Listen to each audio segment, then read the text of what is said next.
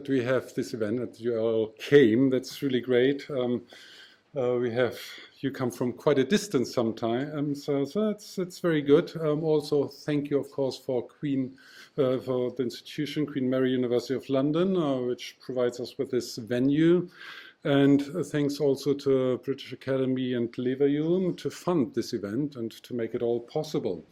So all of this is about the importance of Humboldt for our ideas on language and about the lack of reception maybe as well here in the Anglophone world, and we want to do something about it, I think. That is an important element of this, getting Humboldt and his ideas better known in the Anglophone world, and we will, of course, hear a lot more about it with our first paper in a few minutes. So there's only a partial or rather problematic reception as well. Humboldt is better known here as a political thinker or maybe as a university reformer that he was, where he has done so many really very important things, still very much present globally, I would say. Or he's also well known as the brother of his younger brother Alexander, who is probably more successful in many ways. But we have here, of course, another concern. We are less in the natural sciences as with Alexander von Humboldt, but we are in the humanities, and of course, Humboldt is important for us here as a philosopher of language. But of course, this term philosophy of language is very problematic in our context, particularly here again. People would think a lot more of analytical philosophy, so it's misleading to talk about philosophy of language, even though in my ideas it would be. But as the title indicates very clearly, we are talking here about thinking language. That again is a very strange term that I have tried to coin here. It's not very English, but it is modeled an analogy to the German Sprachdenken or the French Pensée du langage. And of course, it points us to the fact that here, when we think about language, the object and the vehicle of thought are the same. And so that's quite a particular situation. And with Humboldt, we have to add that even the constitutive and generating force of it all is at stake. So language is all of that. And Humboldt is a key thinker for these ideas.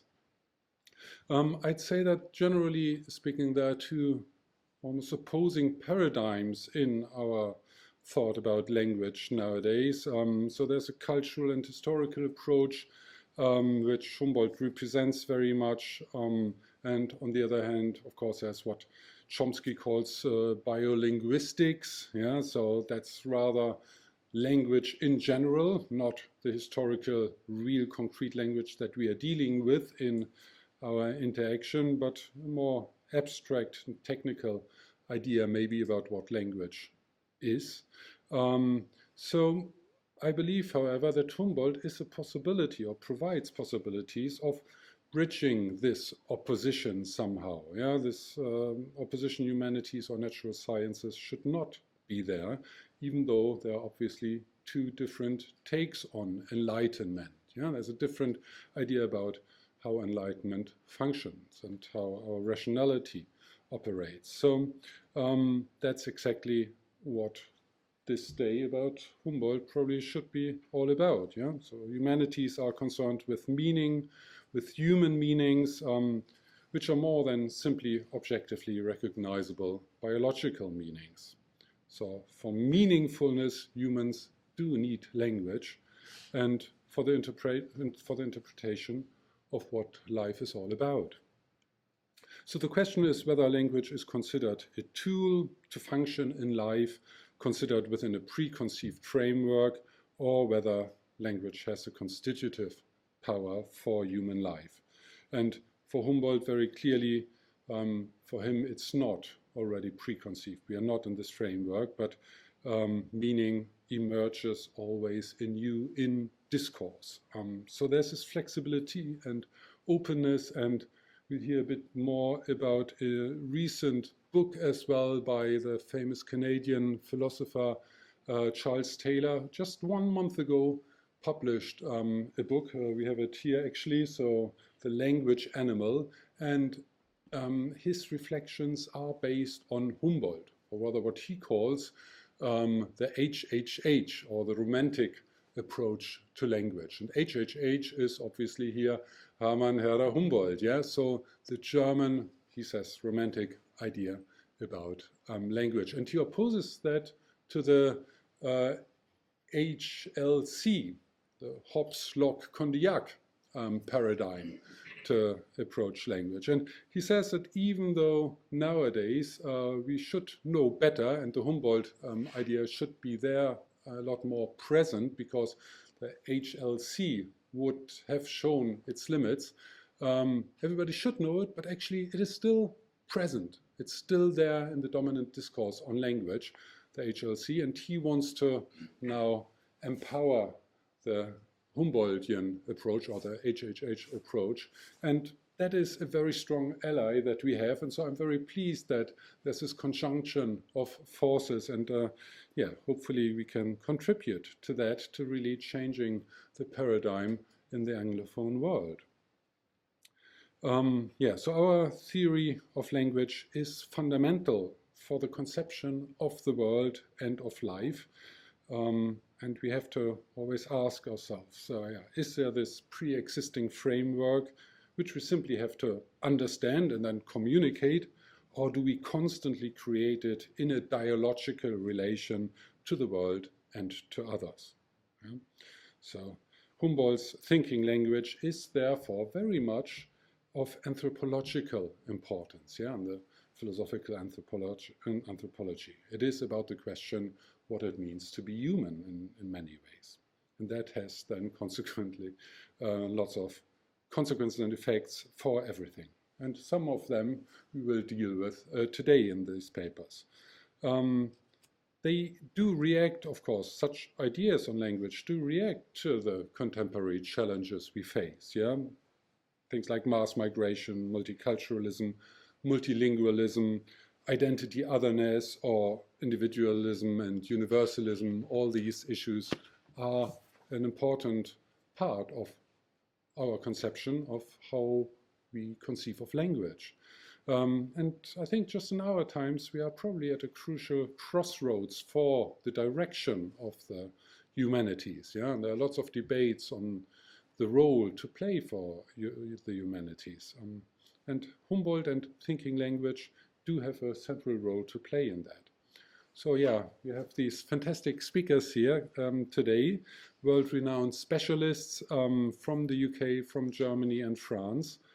And unfortunately, Barbara Cassin, who figures on the program, won't be with us in person. She is here with us, though, in spirit, because we will read her paper.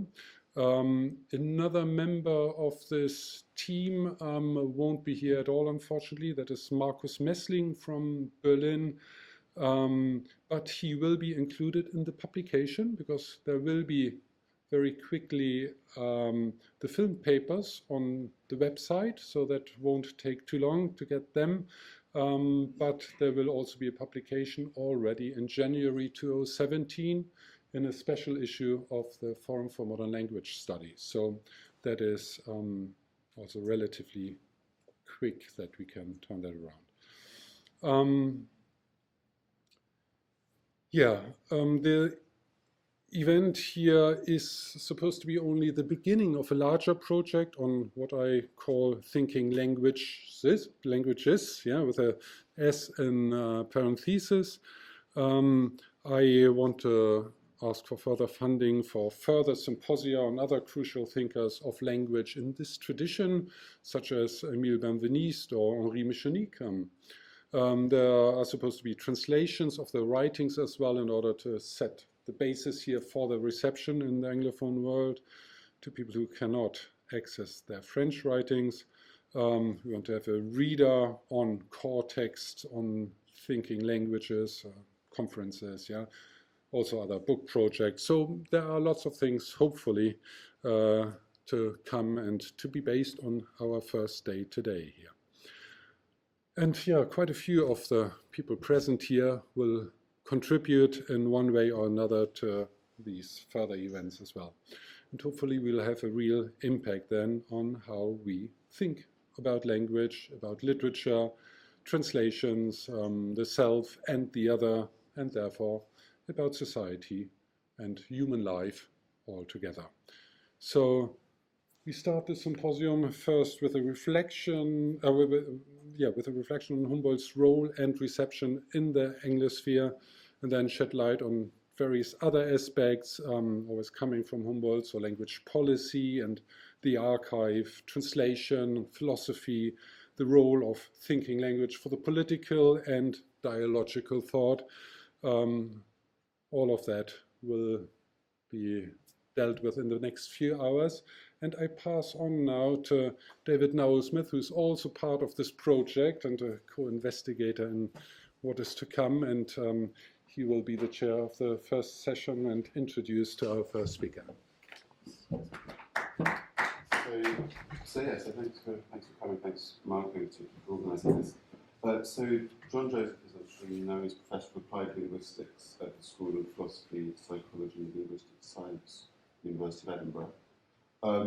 His most recent books, I guess, 2012 with OUP, he published his work on Ferdinand de Saussure, and then later this year with Cambridge University Press will come the book Language, Mind and Body, A Conceptual History, and John's going to be talking on the Anglophone reception of the work of Wilhelm von Humboldt since 1820.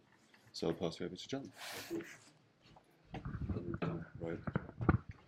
All right. For anybody watching this on video, I must tell you that when you're giving a talk on Humboldt and you see, it's like giving a talk on Jesus Christ and seeing in the front row Peter, Paul, and Mary, and I don't mean the folk group. If Wilhelm von Humboldt's writings had been assessed for international impact in a research assessment exercise, he'd have had to hope he wasn't being compared to his little brother. Such was Alexander's renown that dozens of New World species, geographical features, and places are named after him, and he's recently been the hero of Daniel Kellman's wildly successful novel, Der Vermessung der Welt, with Wilhelm reduced to a background caricature. Alexander's recognition as the great scientific explorer of his day shows that there was no a priori obstacle to an enthusiastic reception for Wilhelm's writings in North America or in a United Kingdom ruled by the House of Hanover, then Saxe-Coburg-Gotha, that embraced Max Müller as its leading philologist. Although Humboldt was a key figure in the transition from philology to linguistics, his work would not define the mainstream of future linguistic research in Germany, let alone the English-speaking world. In his approach, the spirit of the language determines the intellectual energy that a society and the individuals within it can bring to bear in their cultural productions, which in turn influence the language's future spirit and structure. And that put him out of step with the more mechanical approach of the emerging linguistics, a machine that his ghost has nevertheless always continued to haunt. At the end of the 19th century, his views re-emerged in the USA as part of a new anthropological linguistics. In the UK, where philology held out much longer against the modern trends, and German ideas became unfashionable for reasons I shall discuss, Humboldt did not have a comparable resonance in anthropology. He was by no means a marginal figure in the USA in his lifetime, being elected to honorary membership of the American Antiquarian Society in 1820 and of the American Academy of Arts and Sciences in 1822, along with Alexander. That same year, the first mention of him appeared in the North American Review for his widely read article on Basque. Possibly this early recognition was not so much for Wilhelm's writings as for his role in founding the University of Berlin in 1809-10, an extraordinary achievement when Napoleon was closing all the universities he could in his expanding empire in order to replace them with his single Université Impériale. The University of Berlin was the first reversal of the anti-university tide in Europe since the start of the French Revolution, and its innovations, particularly in postgraduate training, laid the ground for how such training is conducted worldwide down to the present day. The earliest attestation I've found of the word linguistics in English is in this 1837 review article in the North American Review, which also refers to, quote, the preface to the posthumous work of Alexander von Humboldt on the Kawi language. Alexander did indeed write the preface to Wilhelm's great work, but the review article has conflated the brothers. It goes on to say that, quote, among the most valued correspondence of Baron von Humboldt, we remark with pleasure the names of our distinguished countrymen, Messrs. Pickering and Duponceau. Some national pride is in evidence here, but Humboldt's correspondence with John Pickering and Peter Stephen Duponceau, who looks a bit like me after a rough night, is best remembered for how the two Americans upbraided him for his treatment of Native American languages. In the early 1820s, Humboldt had intervened in a controversy in the Société Asiatique in Paris when the linguist Eugène Bionouf proclaimed the superiority of Sanskrit by contrasting it with the supposed primitiveness of Chinese, provoking the wrath of the Parisian sinologists. Humboldt, a professional diplomat who had himself produced praises of the incomparable structure of Greek and Sanskrit, produced his book-length letter to Monsieur Abel Rémusat on the genius of the Chinese language, in which he tried to please both sides by arguing that Chinese has the perfect structure for the expression of ideas, while Sanskrit has the ideal structure for the expression of thought, taking ideas as the isolated elements that are interwoven into thought. In the course of praising Chinese, he contrasted it with Native American and South Pacific languages that he called wholly imperfect vehicles for any intellectual purpose. This provoked the protests from Pickering and Duponceau, and yet more diplomatic replies from Humboldt. He clarified that the intellectual power of a language, and by extension the people who speak it, is determined more by its purity within its type, isolating, agglutinating, or inflecting, than by the type itself.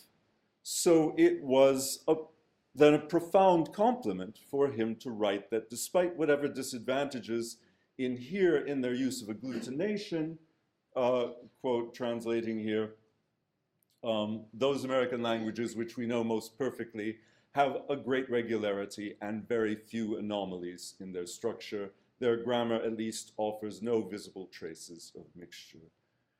But note the qualifiers and escape clauses, the ones we know most perfectly, perhaps because they alone are perfectly knowable, have no visible traces of mixture, but that's not the same thing as having no mixture.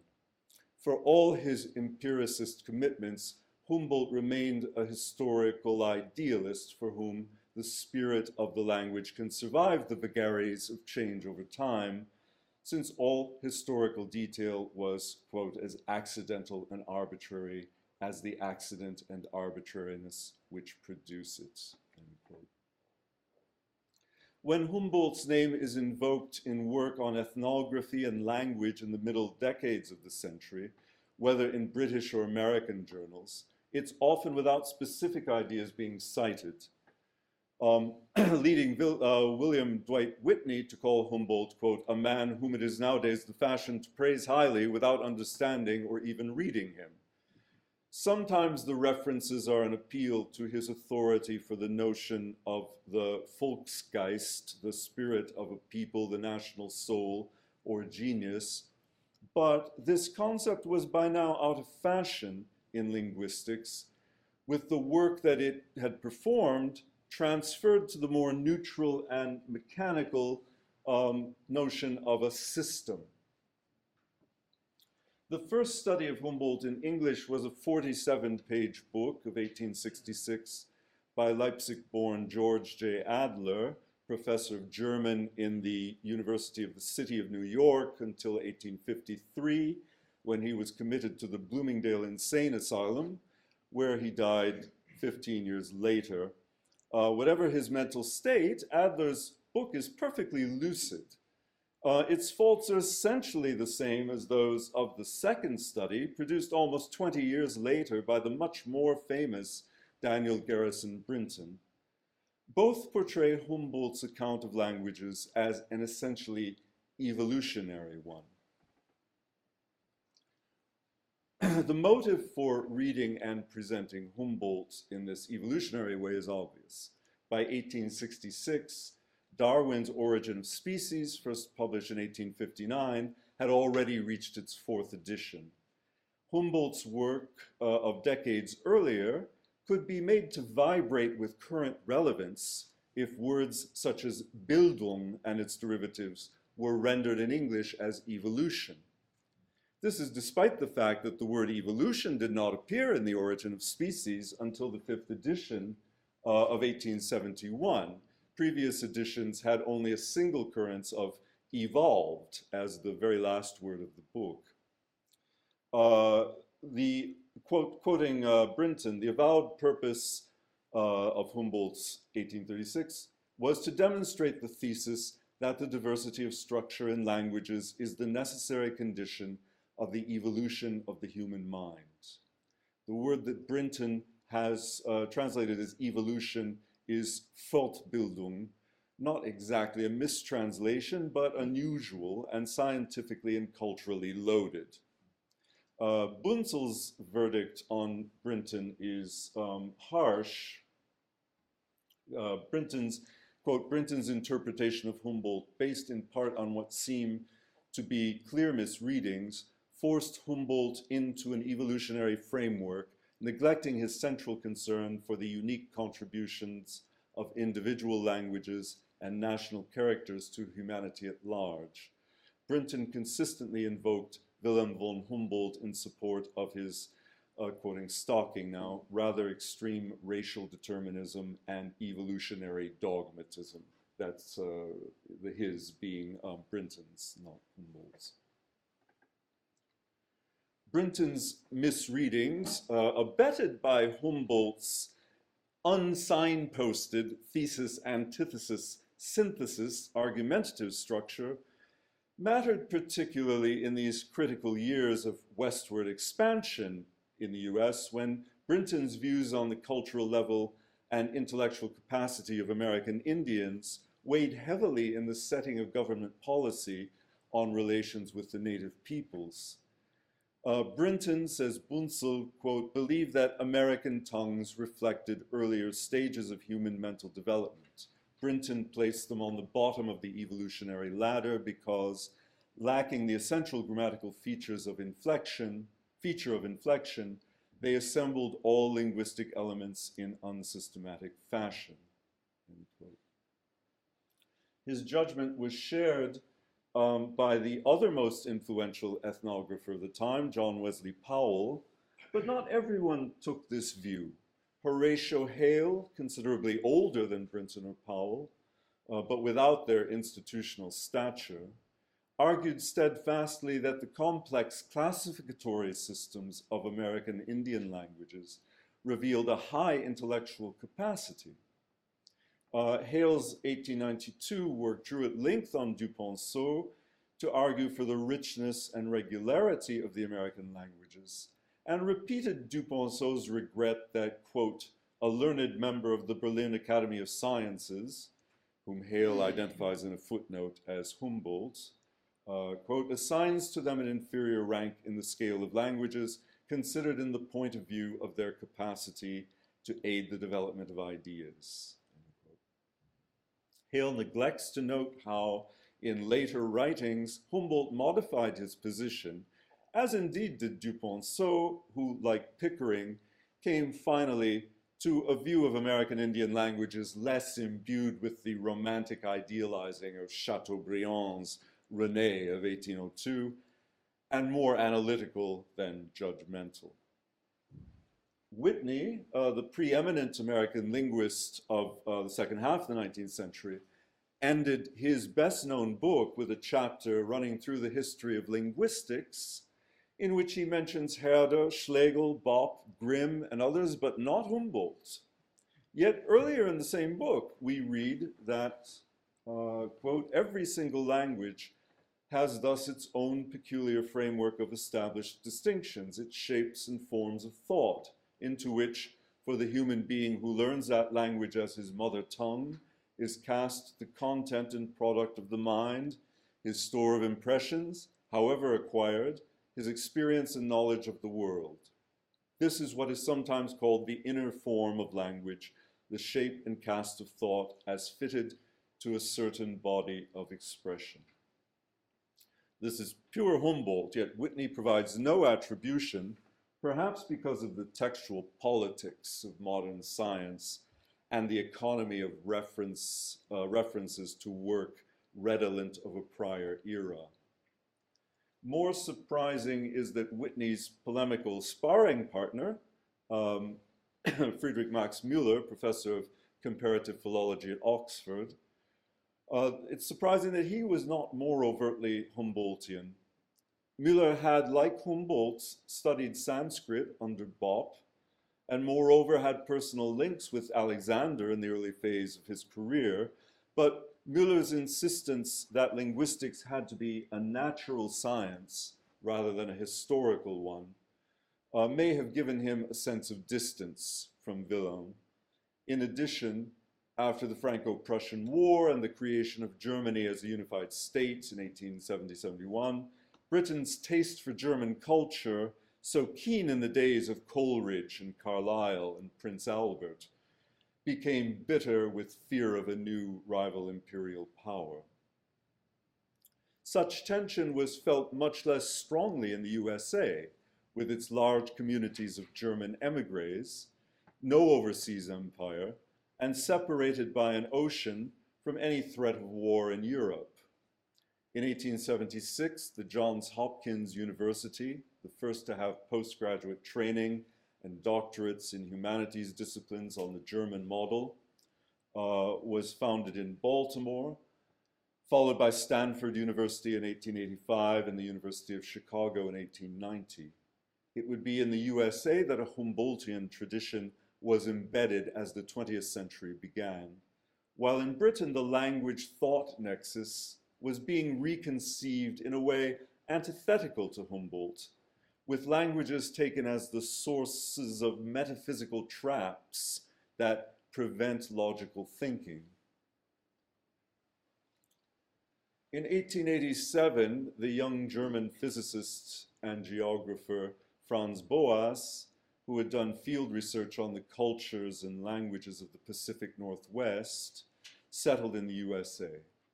Appointed professor of anthropology at Columbia University in 1899, Boas became the leading figure in American anthropology for the next 3 to 4 decades, as his students became the leaders in the field's various subdisciplines. Boas was a second-generation Humboldtian, trained in Germany within the Völkerpsychologie paradigm established by Moritz Lazarus and Heimann Steinthal, who saw himself as Humboldt's intellectual heir. The experimental psychologist Wilhelm Wundt ultimately emerged as Völkerpsychologie's central academic figure. Steinthal and Wundt both focused on language as the key to understanding the mind or spirit of a nation. Boas moved progressively away from such terms, which sounded increasingly old-fashioned in the 20th century. But the general project of taking language as a way into understanding a tribe or people continued to inform his anthropological analysis and teaching. For Bunzel, quote, Boas's Handbook of American Indian Languages, 1911, may be seen as the realization of Humboldt's original project. Growing out of a similar understanding of the task of linguistics, Boas's plan, as stated in the preface of the first volume of the handbook, echoed Humboldt's very closely.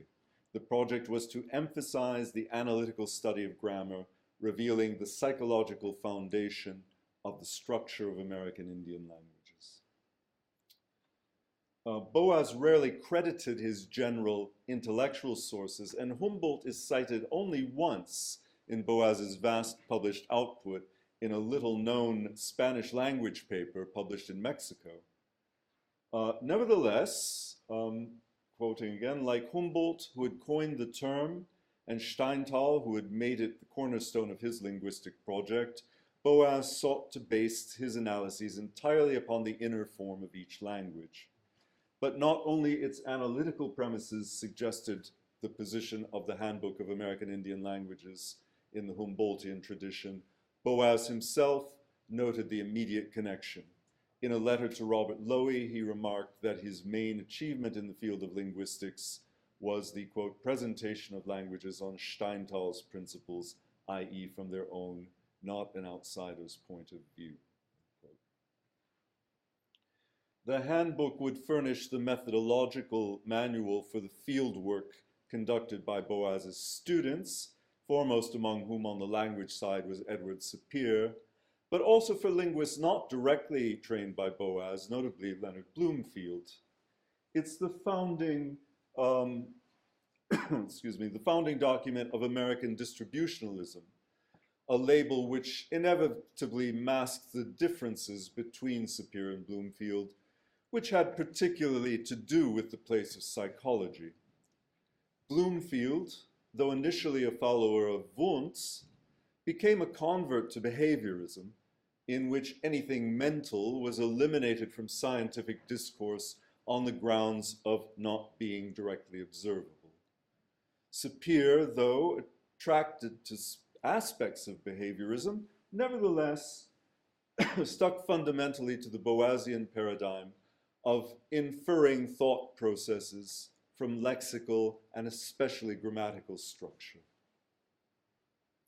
Kerner, 1995, sketches out a Humboldtian tradition passed down from Steinthal to Boas to Sapir, which in my 2002 book I've tried to qualify, while acknowledging that Sapir may have been what I call a closet semi-Humboldtian.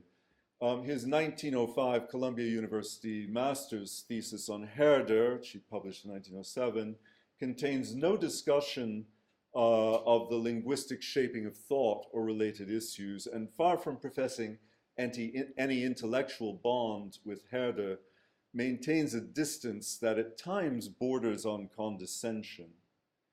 Whole sections of Sapir 1921 and 1933 are dedicated to denying Humboldt's tenets concerning how the intellectual power of cultures is causally correlated with the typology of language structure. Sapir writes, I quote, "Rightly understood, such correlations are rubbish." Thus, when Sapir uses the Steinthalian metaphor of language as a prepared road or groove for thought, it's as part of a bigger argument, one directed in the first instance against the view that thought takes place independently of language, which is but a garment, where Sapir's point is specifically that thought and language influence one another reciprocally rather than in one direction only. Reading and reviewing Ogden and Richard's The Meaning of Meaning, Sapir encountered the British view of the deleterious effect of language on thought that I mentioned earlier. From that point on, Sapir's writings on language begin to take the form familiar to us as the Sapir-Whorf hypothesis. For instance, quote, "The worlds in which different societies live are distinct worlds, not merely the same world with different labels attached. We see and hear and otherwise experience very largely as we do because the language habits of our community predispose certain choices of interpretation. From this standpoint, we may think of language as the symbolic guide to culture," etc. Whorf, who became Sapir's protege, would famously compare Hopi and other American languages with what he termed standard average European, culminating in his formulation of what he called the linguistic relativity principle, quote, concepts of time and matter are not given in substantially the same form by experience to all men, but depend upon the nature of the language or languages through the use of which they have developed. In formulating the principle this way, Worf taps, again only in part, into the Humboldtian vein. The Sapir-Whorf hypothesis became widely known across fields far beyond linguistics and represents the most significant latter-day extension of a Humboldtian tradition. In the 1950s Anglosphere, linguistics was dominated by the former students of Sapir and Bloomfield. My colleague Ron Asher recalls that his teacher, J.R. Firth, the preeminent British linguist of the decade, of the 1950s, was bent on devising an approach that would be different from the ones emanating from the USA. That in itself indicates their dominance. Also determined to break the stranglehold of distributionalism, particularly the Bloomfieldian variety, with its behaviorist commitments, which overtook the anthropological approach after Sapir's death in 1939, was the young Noam Chomsky. One of his strategies was to invoke linguists from further back in time in order to suggest that his Bloomfieldian teachers had overthrown the great tradition of linguistics that he, Chomsky, was reestablishing. At the 9th International Congress of Linguists in 1962, Chomsky gave a plenary address aimed at engaging the European contingent by aligning his own position with those of first Saussure in the preprint distributed to those attending the Congress, and then Humboldt in the 3 published versions, each of which differs from the preprint and from each other. After initially criticizing Humboldt for failing to take account of creativity in language production, Chomsky added several pages summarizing Humboldt's conception of language and stating that, quote, one can distinguish 2 conflicting views regarding the essential nature of language in 19th century linguistic theory, namely Humboldt's view of an underlying form in language and Whitney's view of language as an inventory of elements. To Whitney's view, Chomsky annexes Saussure and structural linguistics, while to Humboldt's, he joins his own thought, quote, it is just this point of view concerning the essential nature of language that underlies and motivates recent work in generative grammar. Later versions of the paper carry the search for a historical anchor back from the 19th to the 17th century and what Chomsky calls a Cartesian linguistic tradition that reaches its apex with Humboldt before being undone by Whitney, the neo-grammarians, and Saussure. Quote, modern linguistics is much under the influence of Saussure's conception of langue as an inventory of elements and his preoccupation with systems of elements rather than the systems of rules, which were the focus of attention in traditional grammar and in the general linguistics of Humboldt. And he says, the distinction, he didn't age that much in 1 year, but the distinction I am noting here is related to the langue parole distinction of Saussure, but it's necessary to reject his concept of langue as merely a systematic inventory of items and to return rather to the Humboldtian conception of underlying competence as a system of generative processes. Humboldt, as read and embraced by Chomsky, is no less odd a figure than Brinton's evolutionist Humboldt. In Chomsky's view, there's only one human language, and the differences among what we usually call languages are trivial. For Humboldt, those differences are precisely what matter. Where Chomsky found intellectual kinship was above all in Humboldt's distinction between energeia and ergon, the conception of a language as a potential and a process rather than a product, a store of words. And he took inspiration from Humboldt's recognition of how a language uses finite means to infinite ends. Yet Chomsky's conception of language as an attribute of the individual differs markedly from Humboldt, for whom individualität is indeed the focus of linguistic inquiry, but it's the individuality of an entire people.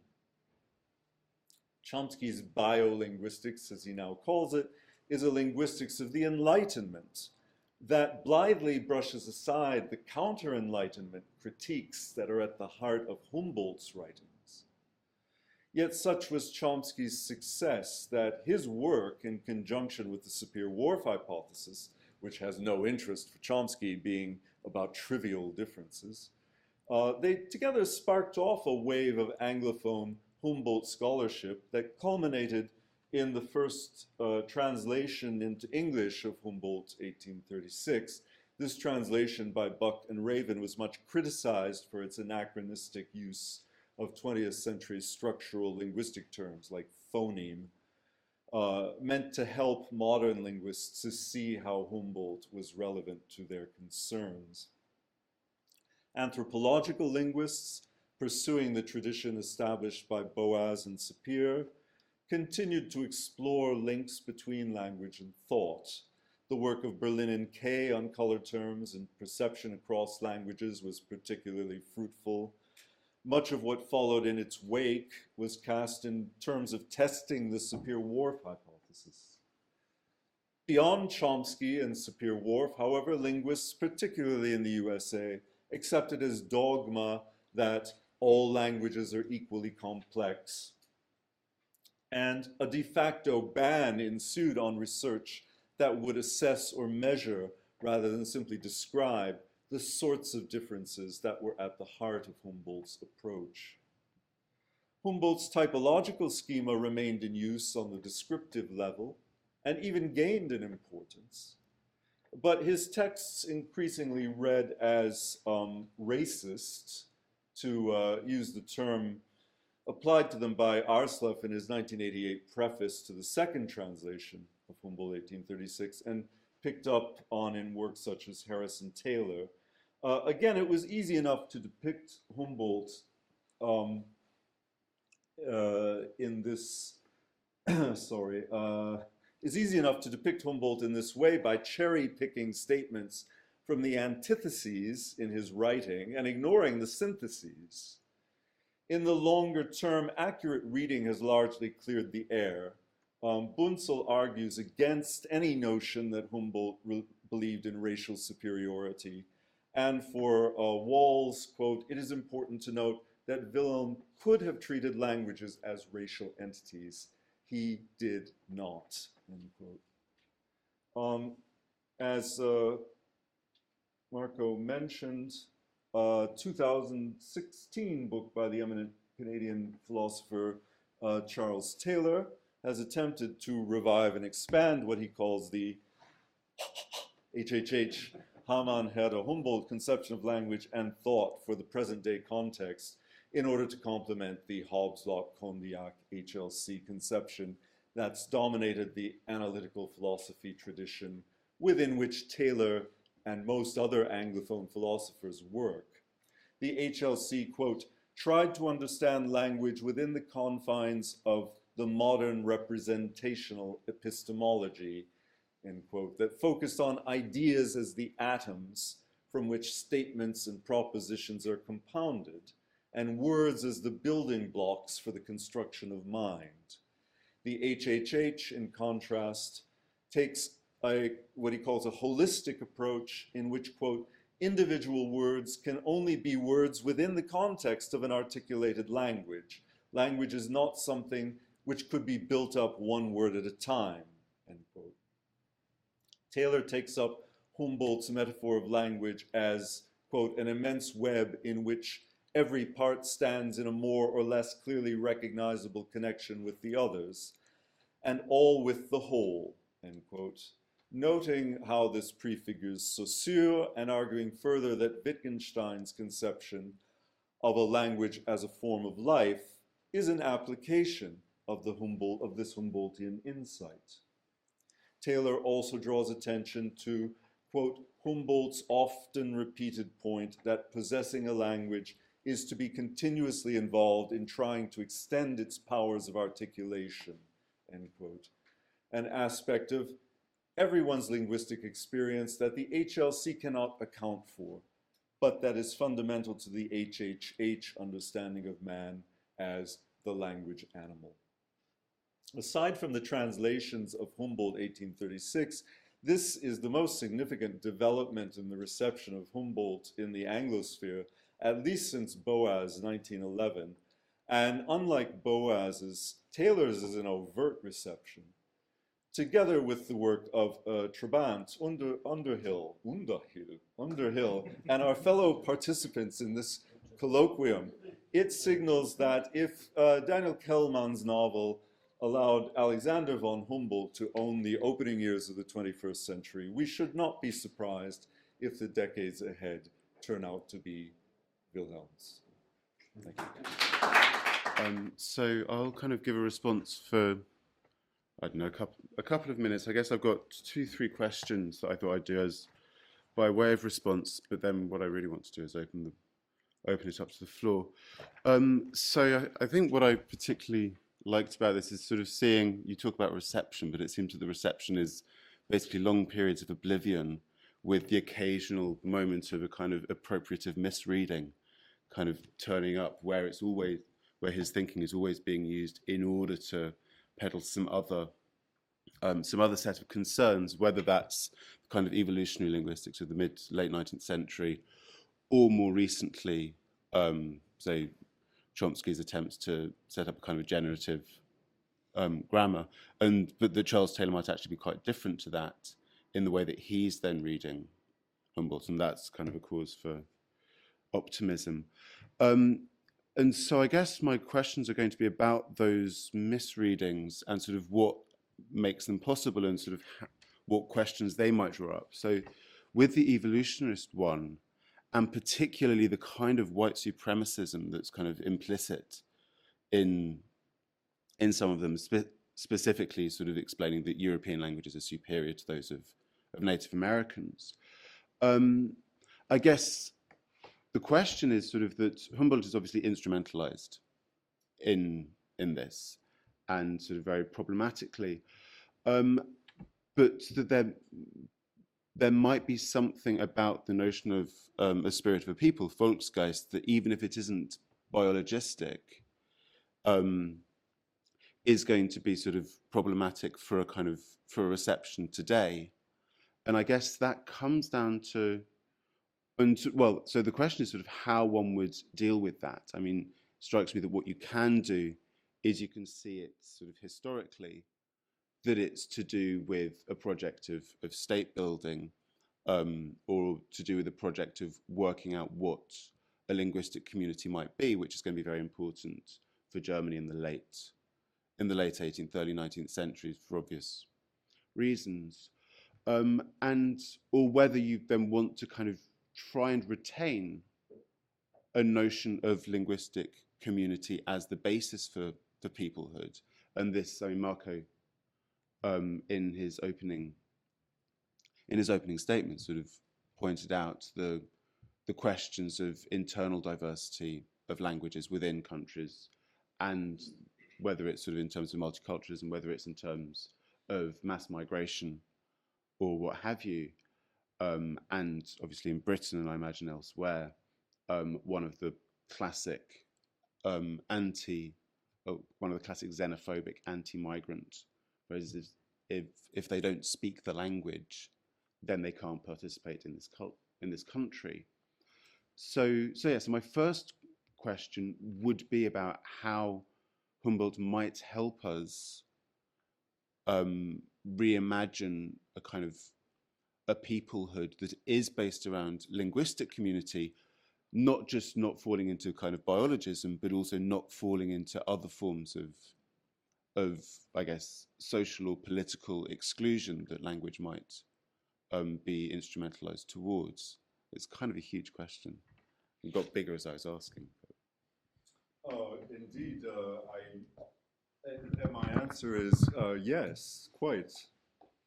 I think that I think that indeed, you know, what you're suggesting is a program for work and for thought that is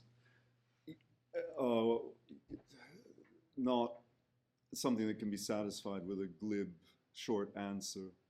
But I agree that I think the useful thing is that Humboldt was directly confronted by people on several occasions about these issues and gave a lot of time and effort to his replies for them. And I think that indeed carefully read and studied, and I emphasize the word carefully, they offer us a way into those questions that could be really profound. And again, I mentioned this, and I think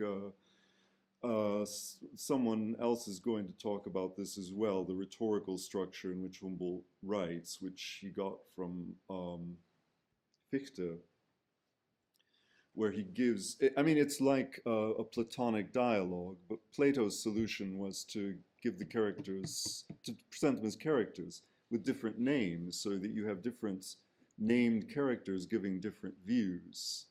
Fichte's done away with that, put them all in his own voice, and Humboldt has taken that over, so he gives the thesis, the antithesis, and then the synthesis. And in I've certainly heard papers and read papers where everything comes out of the antithesis, and it shows you a Humboldt who seems to be utterly the opposite of the Humboldt that I read.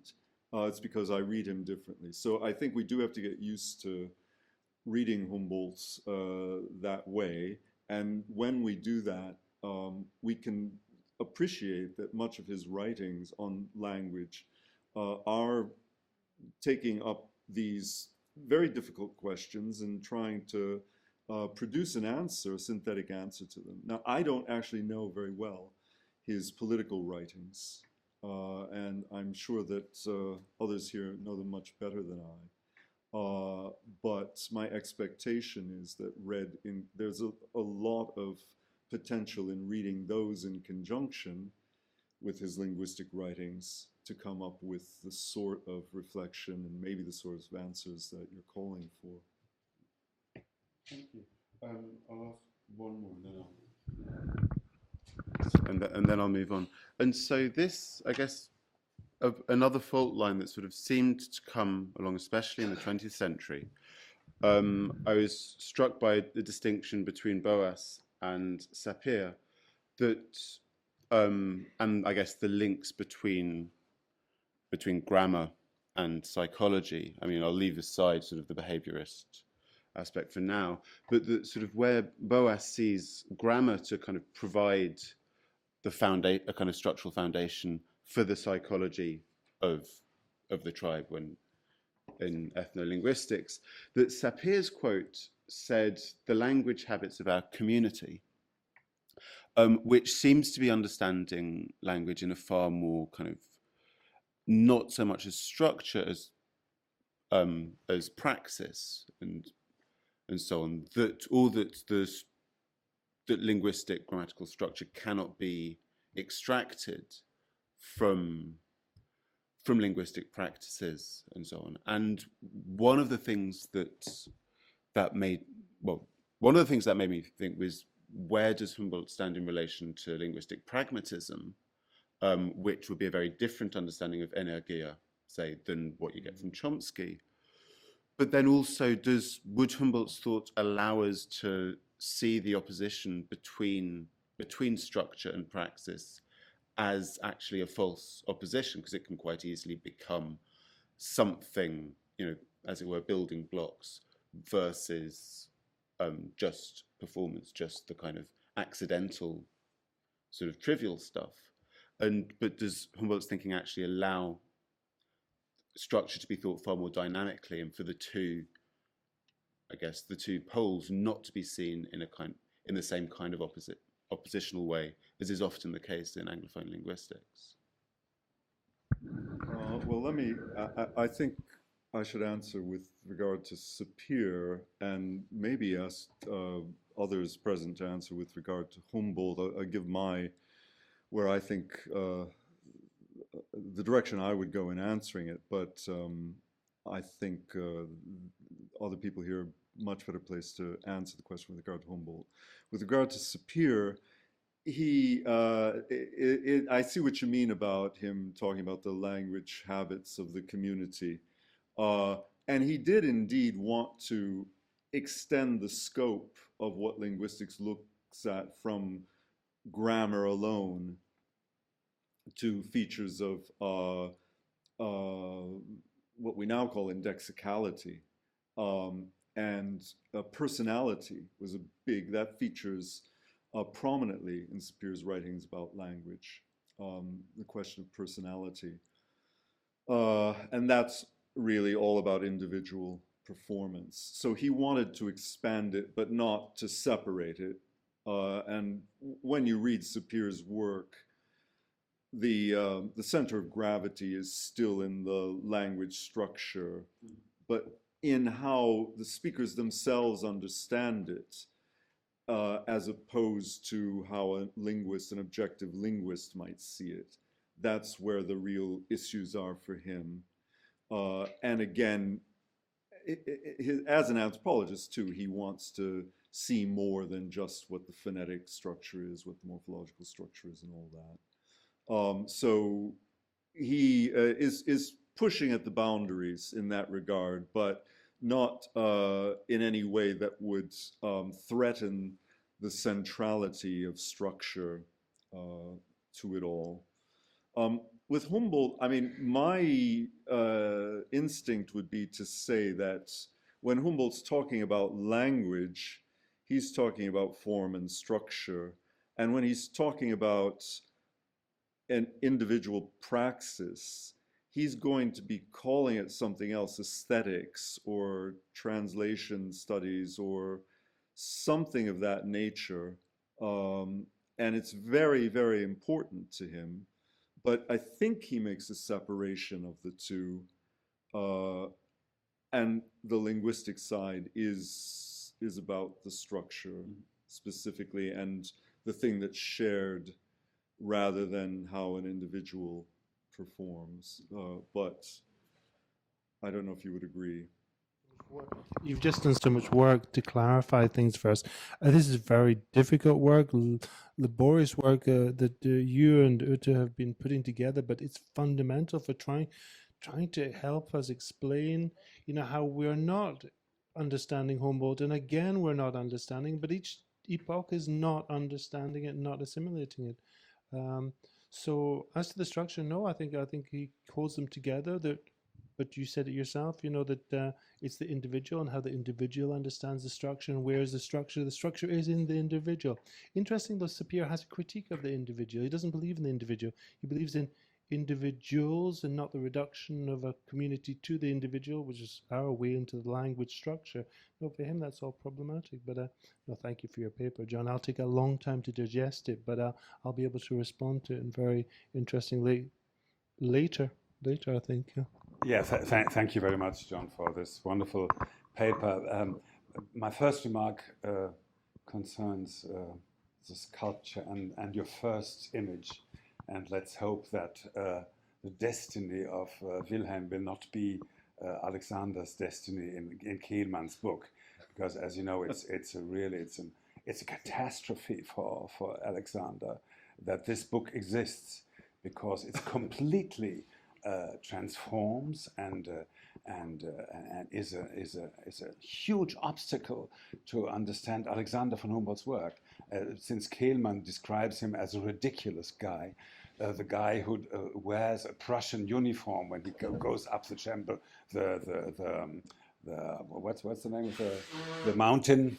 The Chimborazo, and so on and so forth. He describes Wilhelm as this young guy who tries to kill his brother when they were kids. And so it's really incredible, and I hope that we will not have a Kehlmann for Wilhelm. Of course, this has initiated a whole fashion of Alexander films and on the theaters and so. But it's a destruction of the historical personality of Alexander von Humboldt. So, however, Jürgen, yeah? lighten up.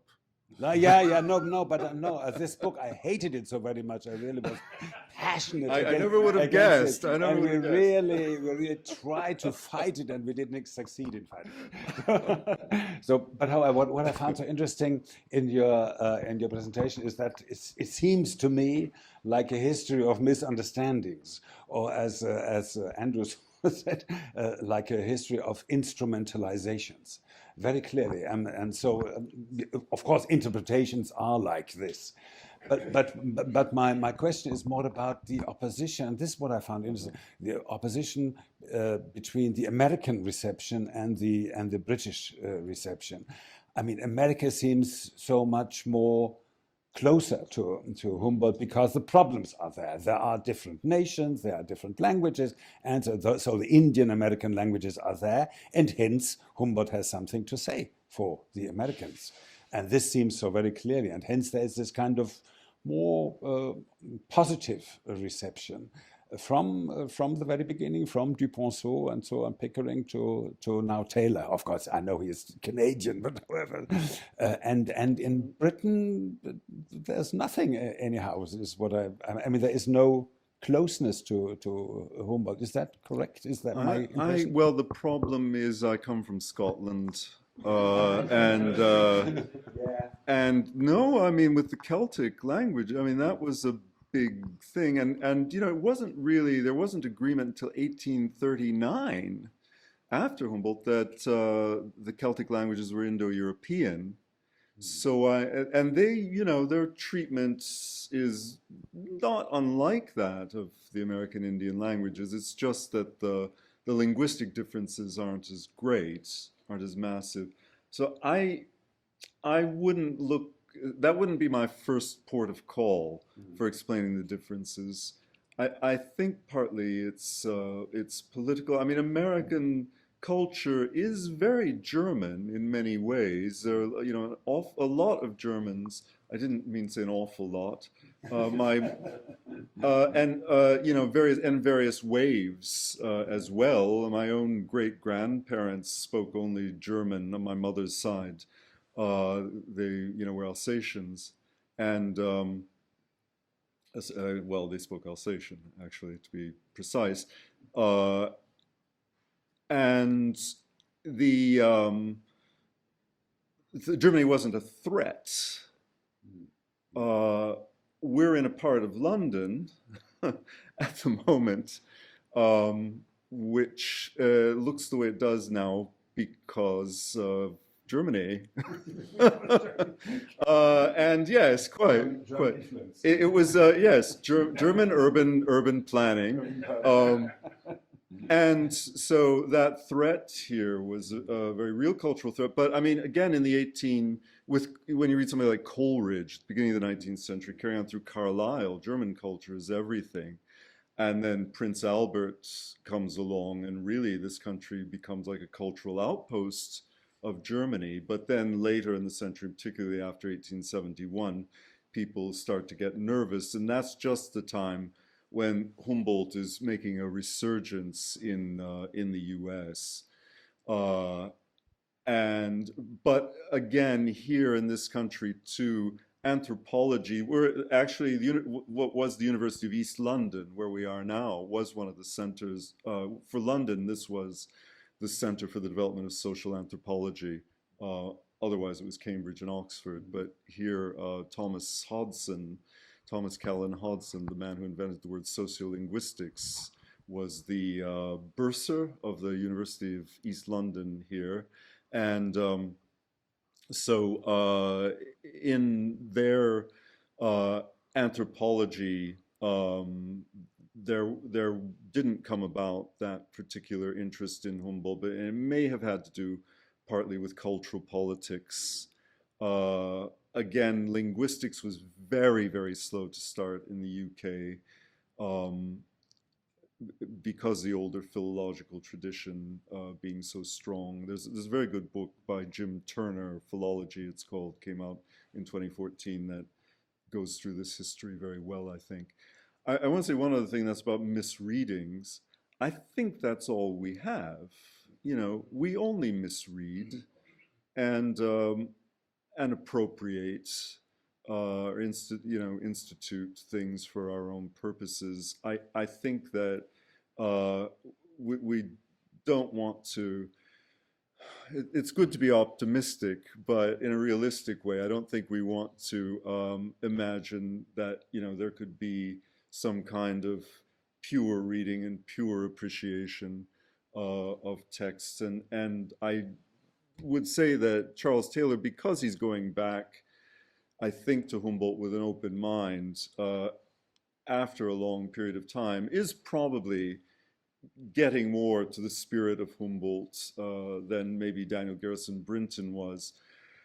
But Daniel Garrison Brinton saw in Humboldt, what he wanted to see. He saw a reflection of himself and his own beliefs. And I suppose we all do that. We can never be entirely sure that we're not doing that.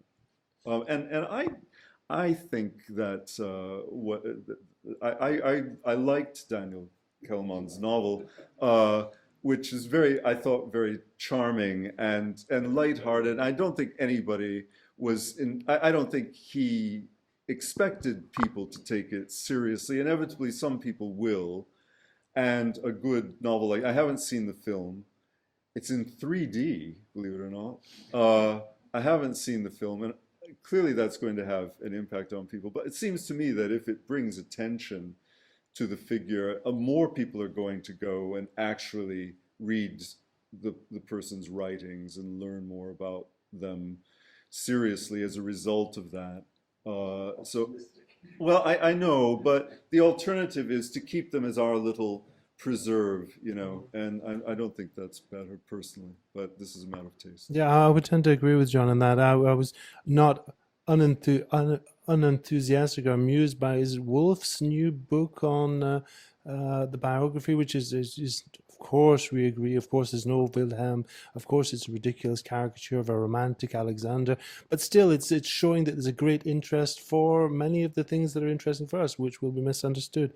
Can I just come back to the question of creativity, because David was very unsatisfied with my response. So there is something on creativity, I think, that is interesting, the way it's different at Wilhelm von Humboldt, if you want to contrast it with what you did with your reading with Sapir, which I agree with. I mean, Sapir's a poet.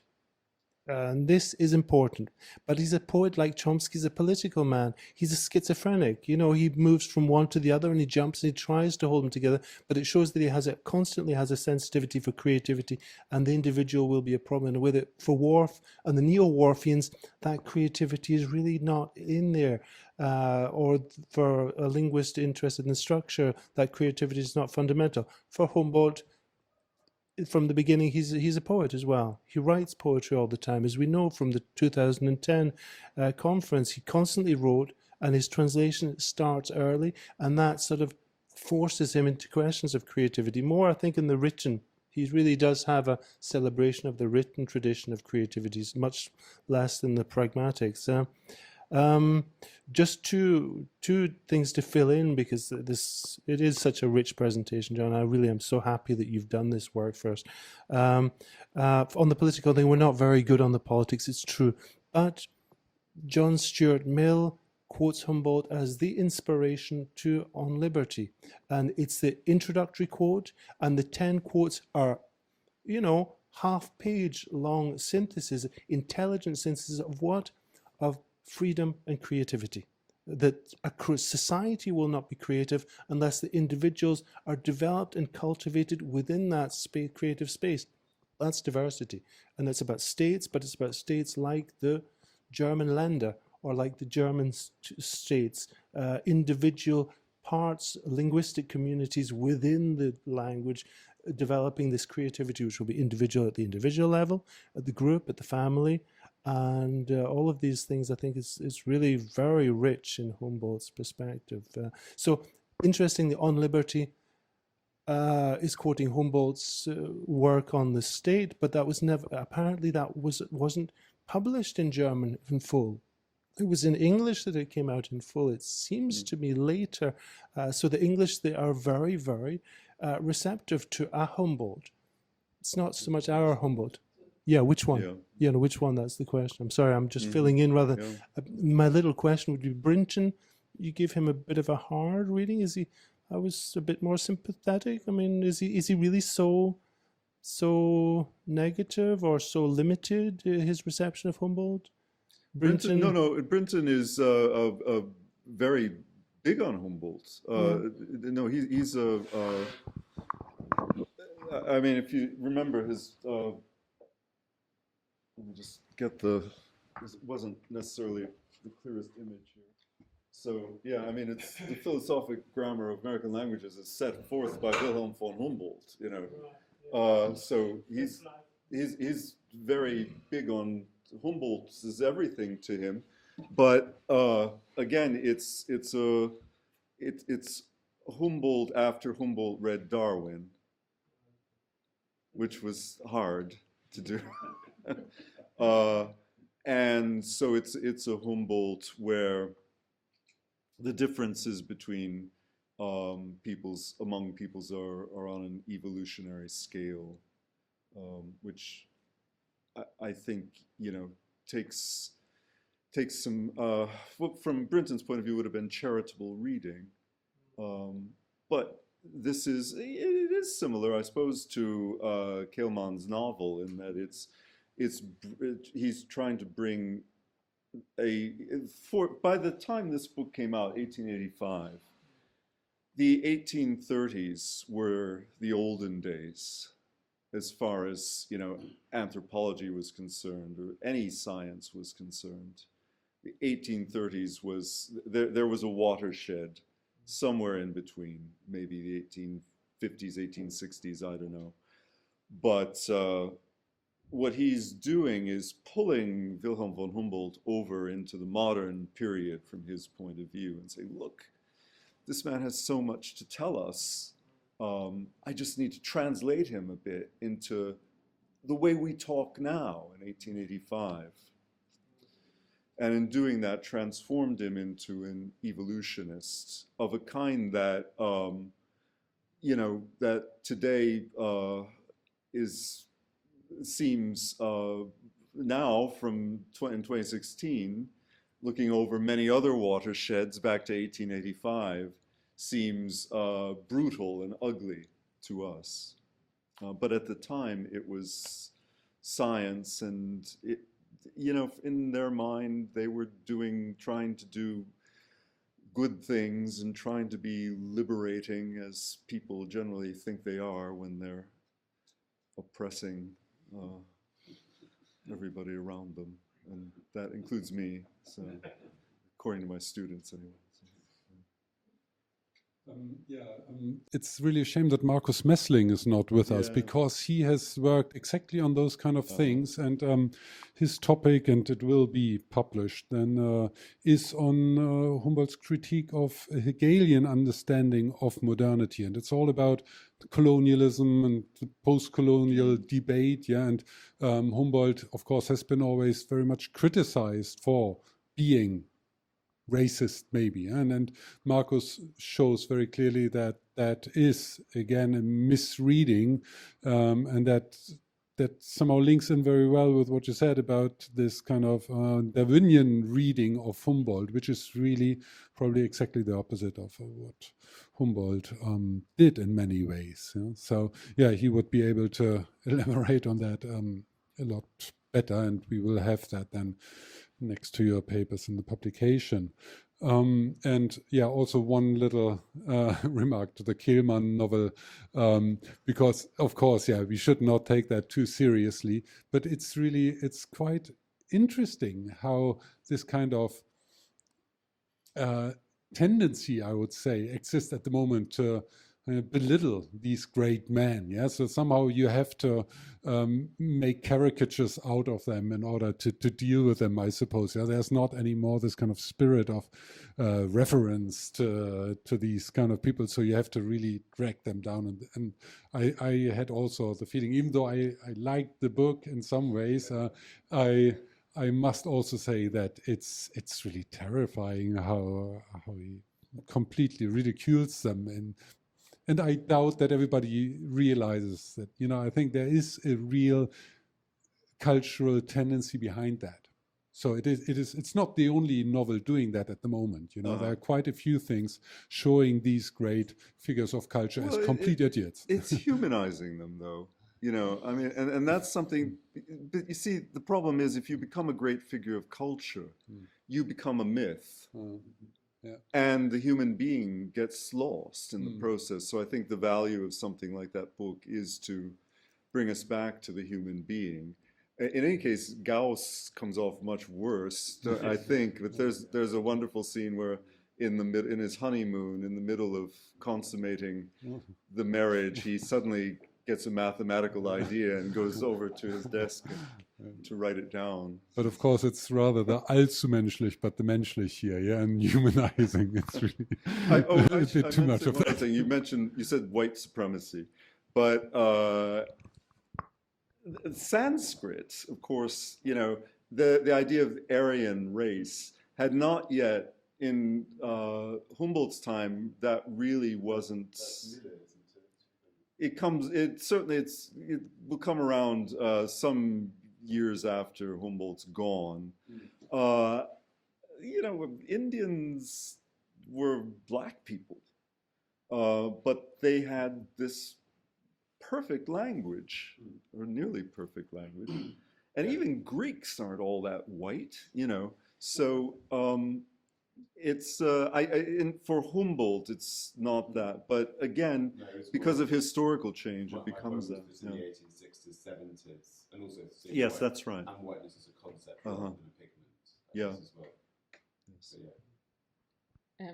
I would also like to come back to the Brinton thing because I think Brinton really appreciated Humboldt, and he also translated one of Humboldt's talks at the Berlin Academy on the verb in the American languages, and directly. I think that's included in this. Yeah, directly from the manuscripts, and I was always wondering how many of these manuscripts on the American languages Brinton read when he came to the Berlin Library, because if you read the manuscripts or now the published grammars, you can find hints on the evolutionary thinking, because in some of the first grammars, it's like if you look at Humboldt in the moment when he's thinking, because you find hints on the infancy of language. Humboldt is wondering if from the American languages we get hints on the infancy of language as such, because later he won't say this anymore, but when he writes these manuscripts, you find these ideas. And I was also wondering if there was no reaction on Humboldt's essay he wrote in English, because in 1828 he published one essay in English, essay on the best means of ascertaining the affinities of languages. But did you ever find this mentioned or some reaction on it? No. I haven't. Okay. I've not tried to do an exhaustive search. Okay. So there may well be, and it may be reported on. But given that I had to do half an hour paper, I thought the best thing would be to do the earliest references to him, and then move to the big ones that occur, the book length ones. But in between, yes, there are many, and undoubtedly there are ones. I was wondering if there was something between, if also Max Muller, I don't know, it's really what I don't know, read this essay So I don't know. As I said, it surprises me that Max Müller doesn't mention Humboldt very much. But again, it's because he sees Humboldt as being on another side from him. Just a footnote to this. I think if you look in Edinburgh, there must be some traces of a very early reception, because Humboldt's friend in London here, who dealt with the printing of that English text, he said, I couldn't work on your text because I had to go to Edinburgh. And in Edinburgh, everybody was enthusiastic about your linguistic ideas. So this was in 28 or so. And I just wondered who were those guys who were so enthusiastic about Humboldt's ideas in 1828. So this,